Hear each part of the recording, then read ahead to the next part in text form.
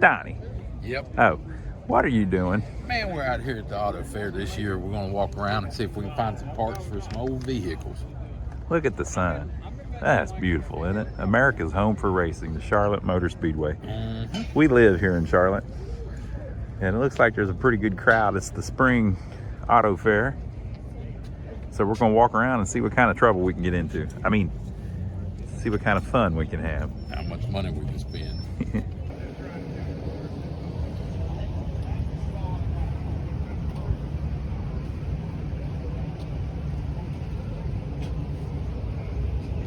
Thunderbird Special.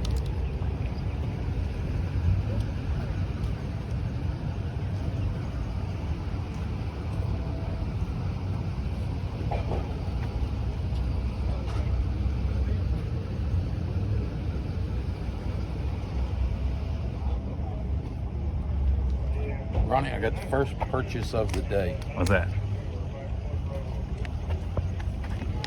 We're taking it slow. There's a lot out here. We're going to be here a while. All right, we're down here at the end of the, I think, is this the blue field, Dunny? I think it's, I don't remember. But usually, this whole, it goes all the way to the track. And yeah, I mean, you can see the track, but usually you are all the way down there to that last wall, not that one that you see curving, but the one past that, all the way to the asphalt. So this year, it's a little bit lighter. Donnie, is the fall one the bigger one, or is the spring one the bigger one? I can't even remember. I think a lot of the younger generation's getting out, so it's getting smaller as we go. Yeah. I believe what's happening. Now, we still got tons of, it is full all the way to the other end of the track. We think. We ain't been over there We quite think. yet. It looks that way. But you go just past the starting line, basically. You're basically at the starting line, winter circle. There's nothing that way, but the other way, there's plenty of stuff.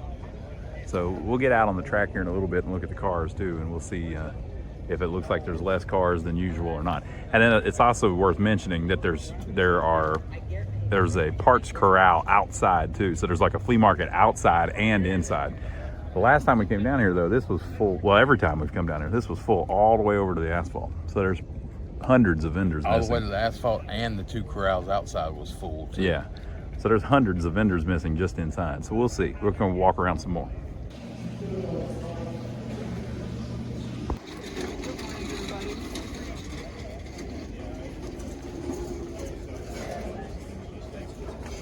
Nice signs. Look at this Zenith one. Zenith radio, long distance, for the best in radio. Nice Pepsi.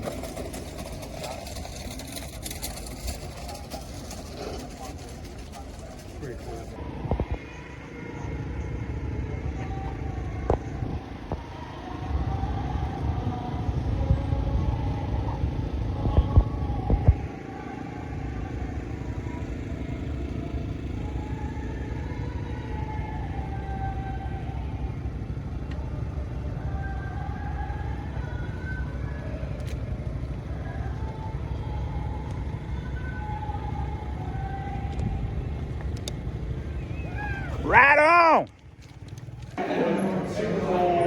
All right, folks, so we made it inside the garage, down on the pit.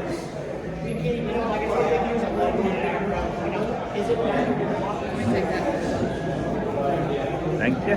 It's trying to break apart, Connie.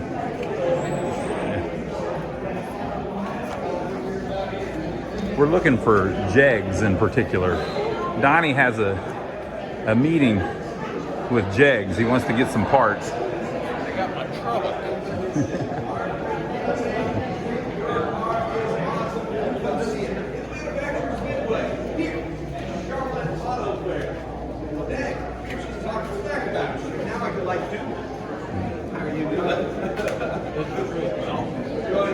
The truck needs jig.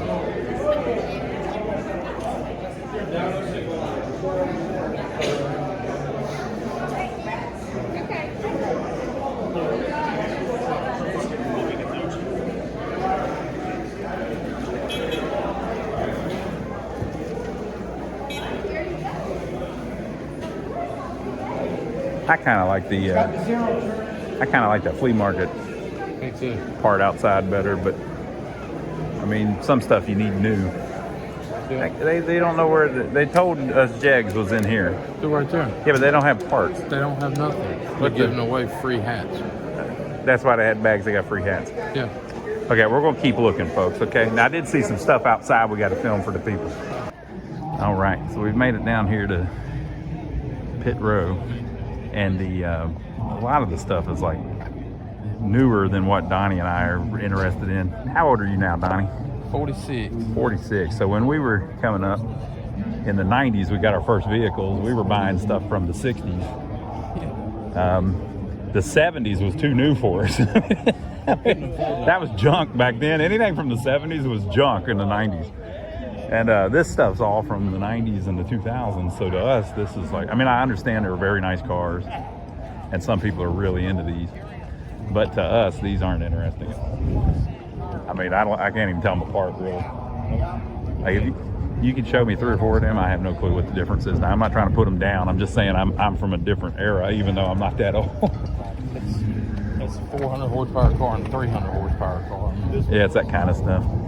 So Some injectors. we're trying to get down here to some of the older stuff, which is more our speed. Like there. There you go. There we go. So what's that? About a 64? Is that a 64, Danny? Navy, I'm sure it is. 64, yeah. Well, that's nice. Okay, so here's the next problem. These are too nice. We never had anything like that. Joey had a 64 Impala, but it didn't look like that. There we go. That's pretty nice. Yep. So Z. Well, that's beautiful. But yeah, these are like $100,000 cars. I mean, it's out of our league. So we can get in cheaper. So you can see a lot of this stuff's newer. Now there is. Oh yeah, that's kind of sad. Donnie, we gotta walk down there and look at the Corvair Club. They want to see the Corvair Club. There's only 15 cars. That's a sad state of affairs. We'll turn you off when they start the music back. But so we used to come up here, and the Corvair Club had like, I don't know. What do you think, Donnie? 50 cars, something like that. Now it looks like there's 10. And we're here on Friday, but it's about 11 o'clock. So I mean, everybody that's coming, you would think would already be here, but maybe not. It opens on Thursday. You get some deals on Thursday if you come, but the deal is a lot of people aren't here on Thursday. So we'll check out these Corvairs. Now, last time we came here, there were cars almost around the entire track. 2 rows. Now on the end down there wasn't 2 rows, but there was 1 row. Remember that, Donnie? Yep. All the way down again. Yeah, so you'd have to walk the whole track, which is a mile around at the Charlotte Motor Speedway. So we're going to show you the Corvairs. I used to have 2 Corvairs. One of them I never got driving, but the other one I drove as my daily driver for a little while. You remember that thing, don't you, Donnie? Yep. I don't know about that. All right, so if you don't know about the story about the Corvair, it had the engine in the back.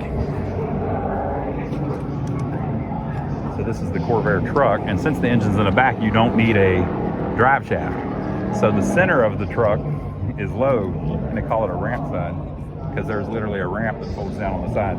These were production trucks that they sold a ton of. Yep. The other thing about these is that an original one that's just kind of beat up, just an original one, they're not worth much. You can buy one for a couple $1,000 running. Now you can't this one. This is obviously very nice, but so there's the convertible. There's 2 body styles. This is the older body style, and then this is the new body style after Ralph Nader tried to destroy the company. 8 lugs versus 5 lugs. Yeah. So it's a nice convertible. There's a later coupe. This is 69. 69 was the last year, I believe, and they only made so many. They were on fumes by then. This is another of the newer body style, which is the late 60s versus the early 60s. same here. The late 61s are much more desirable. And they had more trick engines. Let me show you the engine in the back of this. It's a nice convertible.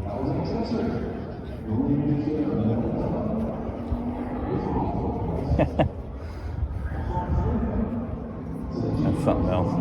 Here you go. 4 carburetors.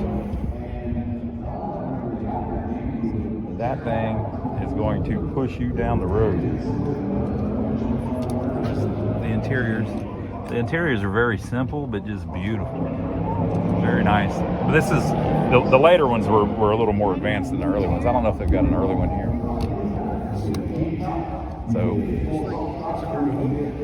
this is my favorite. This is the Lakewood. It's 1961. It's the early model, and they called their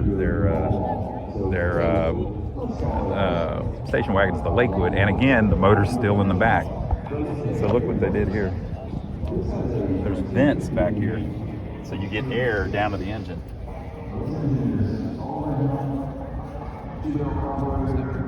Look how cool that is. They're a little more desirable than the 4 doors and the 2 doors of the early ones, at least. They stopped making those after a while. I don't think they made them the whole time. I think in '65 was when they changed the body style, and they stopped the trucks and they stopped the station wagons. Here's an early one. This is a '64 2-door convertible.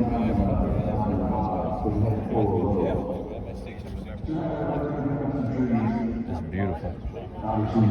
The shame is there's no like just the normal ones out here. So here's another ramp side.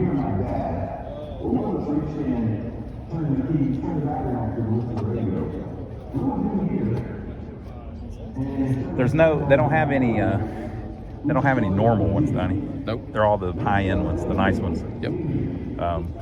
That's what happens. All the normal ones was cheap when they got disposed of. Yeah. Or most of them. I paid, I think, $1,500 for mine, and it was running when I bought it.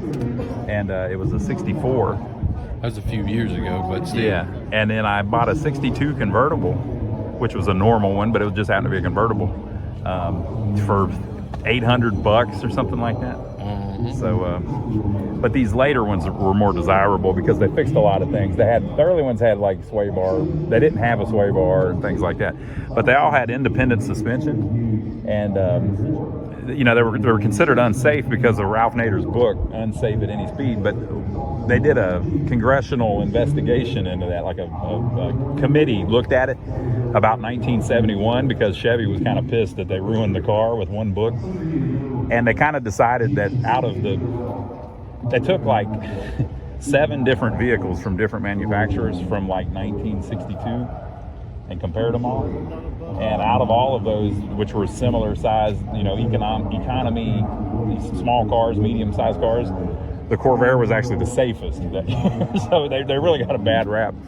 But they were very popular, so they sold so many, and yeah, some people wrecked them, died, rolled in them, and all kinds of crap. But if you compared it to the amount of people that died in Chevy Novas, it was less. Yeah, it was less. They were actually a little bit safer because they had independent suspension. So it was a great car, but its day has kind of came and went. Now, like I said, they used to have like 50 of them up here, so maybe they will tomorrow. But yeah, I always liked the Corvairs. All right, we're gonna walk this way and check out some more stuff. All right, Donnie, what do you think? Man, they look pretty good. There's a bunch of different ones here. We're trying to find some for sale to get you guys some prices. Yeah. We ain't found nothing yet. Usually the ones for sale are over on the other side. We'll be over there in a little bit. Look at this Impala here. It's a 4-door. That's about what you had. Back in the day, so again in the 90s, you could buy these 4-door Impalas cheap. Okay, look at this. 1965 Mercury Comet. Yeah, we got one of those. We've got a '64 Mercury Comet, but ours is a 2-door. Yeah. Let's see if it's a Caliente. Nope. It's a 202. Yeah, that's the one we've got. So we've got this same car, but ours is '64, which was the slightly older body style. So that one got hit in the ass. Ours isn't as nice. They got hit where? In the ass. That's it. In the Assisa, in the back, Some nice stuff out here. All right, so we're going to mute it. If this part has a bunch of different music in it, it's because we're trying to hide from the music playing.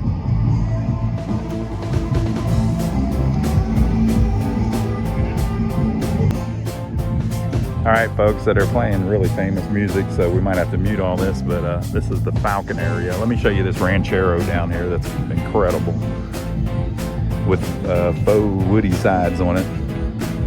I don't think that was original, but it looks great.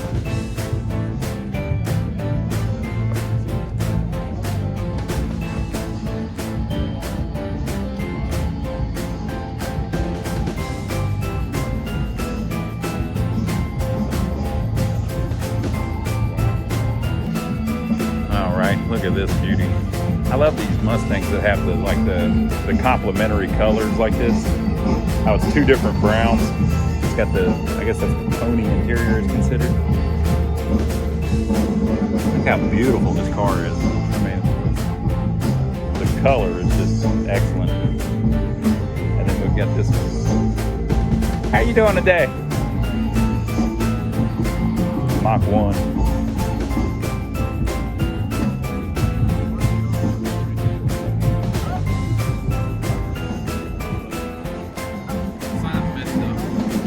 Is it? Top right. Yep, the sign's always got a little piece of it messed up. The very top right is screwed up. They never quite get it perfect. It must be really hard to maintain that thing perfectly, Donnie. Must be. Look at this thing. 1959 Plymouth Belvedere. What do you think, Donnie? Does that one look familiar to you? I'm looking at the Coyote Rabbit, Coyote, whatever. Plymouth Roadrunner over there. With a coyote on the top. Uh-huh. Getting shot off. Wile E. Coyote. That's Remember him? Wile E. Coyote. This 59 Belvedere don't look familiar to you? Ain't that Christine? Yep, Christine that a is Christine. is Christine a Belvedere? Let's look at the front. Now you might be able to tell by the front. No, I don't think it's quite right. It was a slightly different. Might have been a different year. Might have been a 58 or something. Tell by the steering wheel that it's coming back into them. That's true. And it's playing that song. What was that song?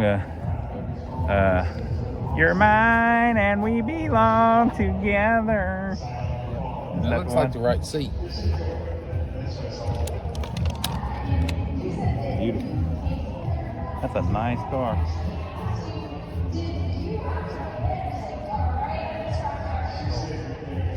Okay, let's look at these Plymouths over here. I think those are Plymouth.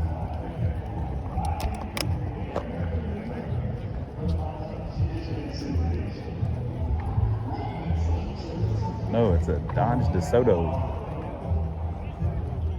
It's a DeSoto. A DeSoto Adventurer. I've never seen that one.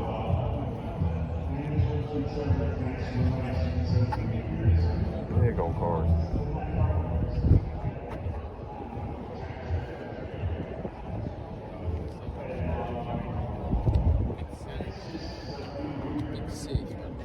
Fifty 1956. Look how beautiful the seats are. So nice. 1956.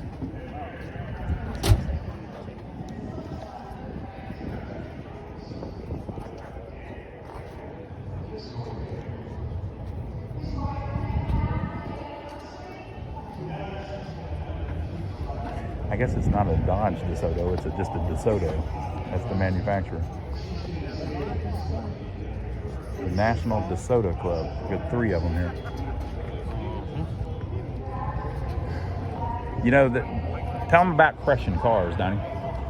Crushing cars, they got up to, I guess in the late 90s, they got up to about 15 cents a pound, and everybody crushed.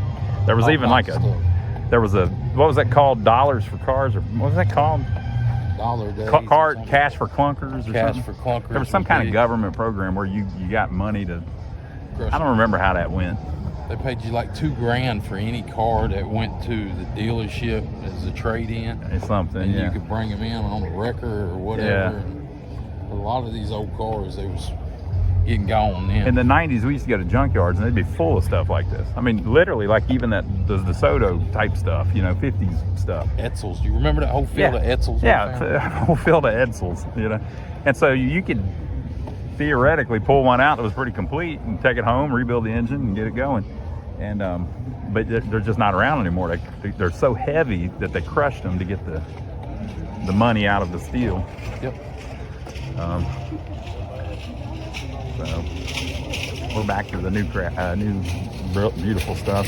I thought I saw some. Oh yeah, Donnie, we got to go there and look at the Chevys. Where? Right over there to the right. Now again, people, these are the top dollar, super nice ones.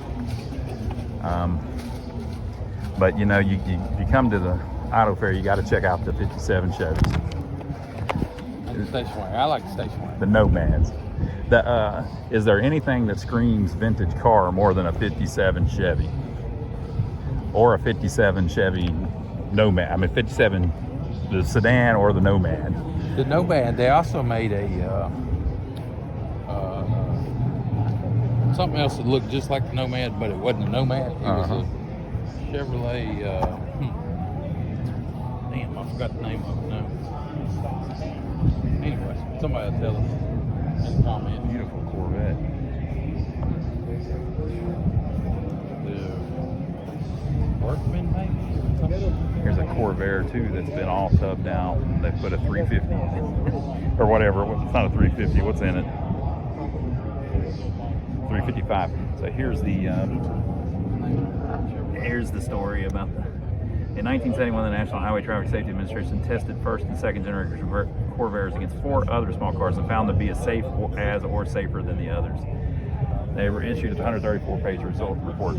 So anyway, someone has taken the rear engine out and fished one into the middle there. Matt, would you ride that? With that engine right behind you like that? Pretty cool. Oop, I hit his sign. That's a really nice Nova. Camaro. That's one of the reasons, Donnie, I don't like the ones that are like in perfect shape. The Mustang. Because I accidentally kicked the sign and about pissed myself. Because the car is worth $100,000, you know? Like that one. You can't get within 5 feet of that car. That car probably ain't been started in 10 years. It's just too nice, you know? They went too far.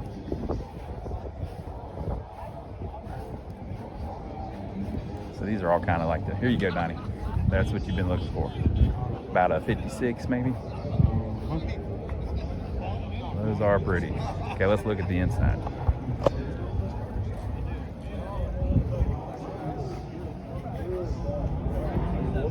Very nice kind of original look to it. Beautiful.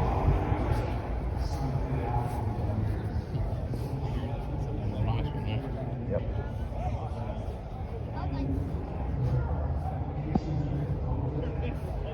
Beautiful. Nice paint. Very nicely done.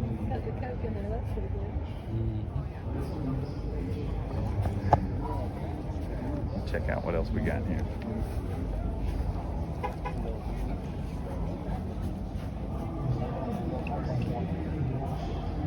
That's a 57.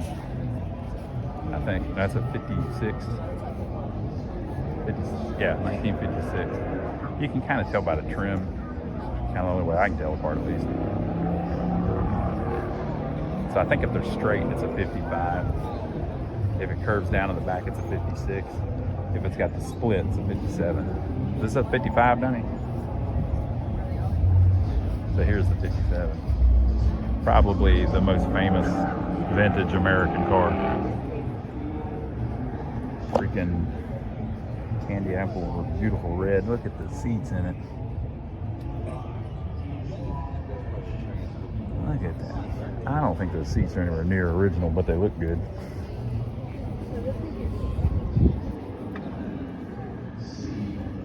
It won Best in Show 2 years ago. This one won Best in Show 2 years ago. Here's a 55. See how the trim's straight on the back. A what? T-bucket. Yep. Little deuce coupe. What is that?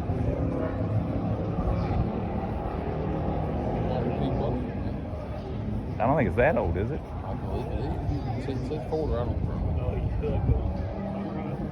Yeah, but I think it's newer. I don't know. I'm not sure.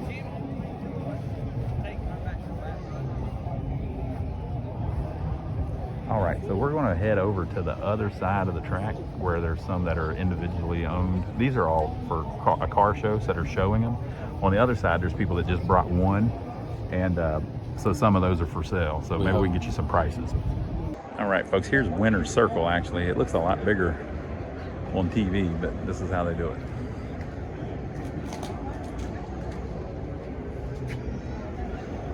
Just almost like a little patio. I would imagine that all of this is where like the press sets up. So it's like where all the camera, the crews and stuff stand.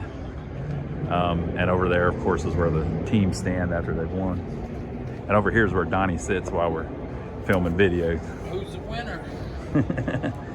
Michael Jordan keeps winning. Did you see that? His team keeps winning. He's the winner. He usually is. A lot bigger. Yeah, it sure does. And I mean, you can't get 4 cars. Look over there, Donnie. That's probably where like all the press stands with the cameras and everything. Mm-hmm. They set up there, and then I guess the car pulls in there, and then the people stand over there on the up on the back thing, and then that's that. Yeah, I thought that looks like 10 times bigger than TV. Yeah.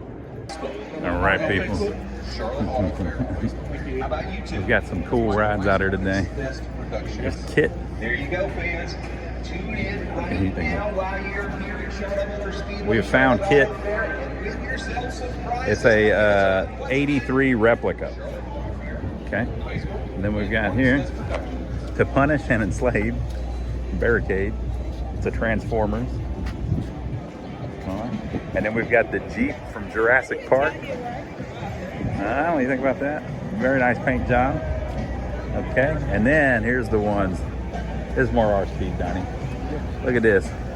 It's the A-Team van, folks. I pity the fool. He pities the fool. Let's see if it's got the proper paint job on it. Let's see here. Now, my buddy Trevor is always telling me about this. The bottom was black and the top was actually silver. It looks black in the show, but it's supposed to be two-tone like that. That's pretty nice. Trevor will like that one. I pity the fool, like Donnie said. And then here's the General Lee. Now, you know, there was about 200 General Lees. You know what? They wrecked them nonstop. Let's see here. This one probably wasn't never in the show. Yeah, probably not. It says completely restored and built by Buddy Cram of General Lee Chargers in Troutman, North Carolina. Just a good old boy. Yeah, I like that. Very nice shape. So yeah, so we got Kit. We got the Transformer police car. We got the Jurassic Park Jeep. We got the A-Team van. And we got the General Lees. Now we're talking. This is what I'm talking about. Now I understand that I was just saying that they're too new, but this is 80s, folks. This is all right. 60s, 70s, 80s, good with me. Look at it. It's beautiful.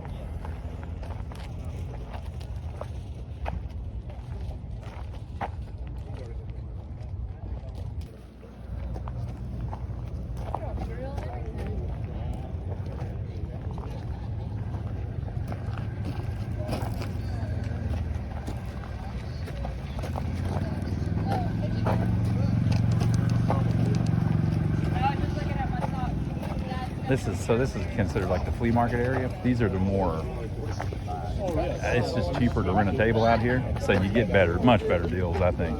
The stuff inside's kind of the more high-end stuff. Stuff out here, it's more flea market junk type stuff, you know, stuff that's rusty, needs a little work. I mean, there's still some nice stuff too, though, but this is the stuff that's much more our speed.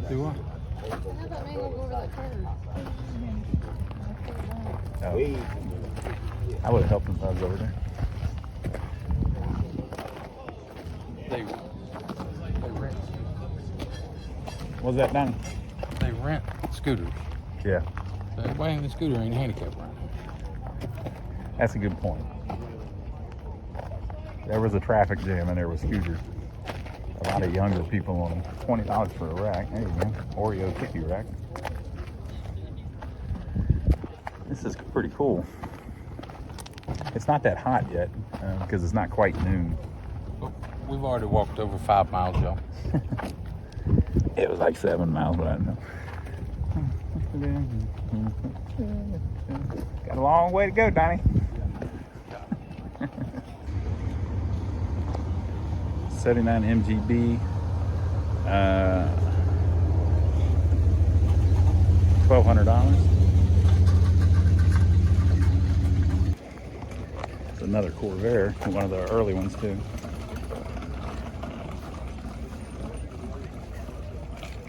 Very nice convertible. This is more of the speed that I had with the 2 carburetors.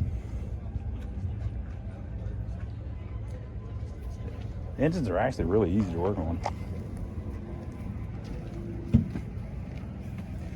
And you can see just the simplicity of the design. They're just really cool cars. They drive different too because all the weight's in the back, so they brake differently. There's a deal with the tires too. So if you have like 28 pounds of pressure in the back, the front's supposed to have 10 less. So this would have 28 and this would have 18. And it makes them drive really nice. There was a sticker inside them that told you to do that, but if people filled them all up the same, they drove crazy because there's no weight in the front, so it just make them real bouncy and all over the road. 73 Super Beetle, very nice shape. 15,000. Donnie. Yes. What are you doing? Look at this. 75 old. That's nice, isn't it? Drive it home. $59.95. Beware of the flying squirrel. There he is. He's in the dash. Okay, so we're at turn 3, and it kind of goes around to turn 4. It's another field. This is the green field. So there's different colors. There's red, blue, orange, and green. There are 4 different fields. The one that was a little smaller than normal, I think, is blue, that we were showing earlier. But this one's the same as it's always been, I believe, or pretty close. And the orange one looks maybe slightly bigger than it usually is. And then you have the cars on the track. There was actually much less, in my opinion. And then you have the cars over by the infield. I mean, the pit row, and I think there was a lot less than normal there too. So, so the turnout, in my opinion, is probably 70% of what I've seen it before. 1969 Ford Mustang, $6,500. Only 4,131 made. It's the coupe, not the Mustang. I mean the Mach 1. Looks like it may have been white at some point if you look up on the hood, on the roof. Donnie, what do you think? I think it's been a long day.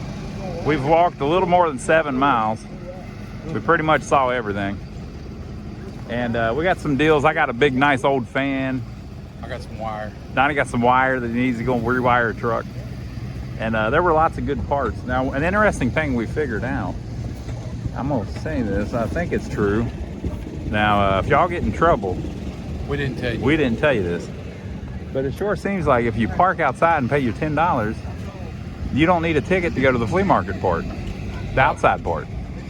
So it was $20 to go inside, but really, half the show's out here. Yeah. And there's cars for sale out here. There's a lot of stuff outside. So if you park, I mean, you park right down at that end and it's part of the flea market. Or if you park over here, which we park, you're on that side of the flea market. You don't need a ticket to get in and out of here. Here's the entrance. Now we're here on Friday. Maybe they changed it on Saturday. But we bought a ticket up there, but it was when we were actually walking into the track. Yeah, and then they stamp your hand. Stamp your hand on the way back out. So you can get in and out. Yeah. But nobody has checked that stamp. Yeah, but we ain't tried to go back in yet. If we went back in the track, they'd check it. Yep. But so it's $10 to park, and it looks like you can just walk around the flea market for free. And this flea market out here, you can get your vehicle closer to the The tables and stuff. You know, a lot of the stuff people want to buy is heavy. I bought a fan inside and then carried it out. It wasn't that far though. And you can go inside after a certain time. They open it up where you can drive in there 5 or and pick up 6 stuff. o'clock in the evening, you can go inside. Yeah. But like if you bought something down here, you could just pull up there and stop and then go get your stuff. Or if you were parked on the other side, you know, you can get pretty close to the tables. Yep. So, if you got more than 2 people, you can just carry it up and put it on the edge of the road and just drive down there and grab it. So that's what we learned this year. It looks like for $10 parking, you could just go to the outside flea market for free, but the $20 you need if you want to go inside the stadium. Yeah. But whatever you do, if you come here, make sure you bring food. Yeah, the food's crazy. Their corn dogs are $12 Yeah. for a corn dog. We ain't eating nothing here. Maybe that meant corn dog and fries or something. It didn't say though. The one above it said, so it said chicken fingers and fries, $14. Corn dog, $12. I don't see how we're in America. How are we still on the planet Earth if corn dogs are $12? I don't get it. Ice cream cone was 10. Yeah. So and nobody's buying any of it. Y'all, if you like what you see, give us a thumbs up for filming. Subscribe to the channel if you hadn't already, and we'll catch you on the next one. Hope you enjoyed it, people. We'll see you next time.